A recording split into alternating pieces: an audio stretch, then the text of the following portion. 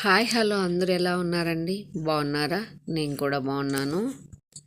ఈరోజైతే నేను క్యాప్సికమ్ సేమియా వేసి సేమియా ఉప్మా చేస్తున్నానండి. నేను ఈ 4 రకాల క్యాప్సికమ్ తీసుకున్నాను. ఇవి మొత్తం కాదండి, వీటిలో సగం సగం తీసుకుంటున్నాను ఇవన్నీ. ఇప్పుడు ముందుగా వీటిని క్లీన్ చేసి కట్ చేసుకునేస్తున్నాను. ముందుగా ఒక పాత్రలో నీళ్ళు వేసి కొద్దిగా సాల్టు, కొద్దిగా ఆయిల్ వేసి మరిగిచ్చేస్తున్నాను. ఇవి మరిగిన తర్వాత సేమియా, ఇది సన్న సేమియా తీసుకున్నానండి, కాబట్టి ఒకే ఒక ఉడకనిస్తున్నాను.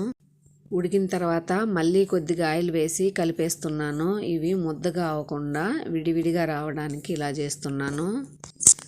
ఒక్క ఉడికైతే ఉడికేసిందండి. ఇప్పుడు జాలి గిన్నెలో నీళ్ళన్నీ వడగట్టేసుకుంటున్నాను.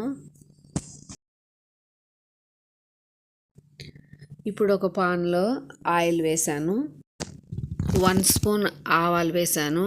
అవి చిటపట ఆనిన తర్వాత తాలింపు దినుసులు, ఎండుమిర్చి కూడా వేసేస్తున్నాను. ఇవి కొద్దిగా వేగిన తర్వాత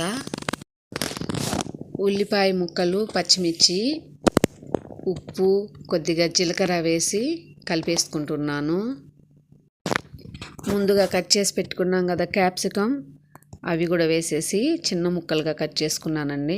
బాగా కలిపేస్తున్నాను. ఇవి కొద్దిగా వేగిన తర్వాత క్లీన్ చేసుకున్న కరివేపాకు కూడా వేసి కలిపేస్తున్నాను.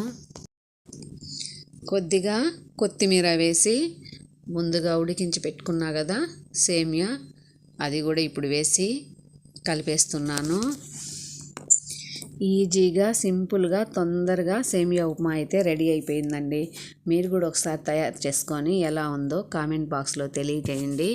నా ఛానల్ సబ్స్క్రైబ్ చేసుకొని వాళ్ళు ఎవరైనా ఉంటే సబ్స్క్రైబ్ చేసుకోండి. ఓకే అండి, బాయ్ బాయ్. నెక్స్ట్ వీడియోలో కలుద్దాం.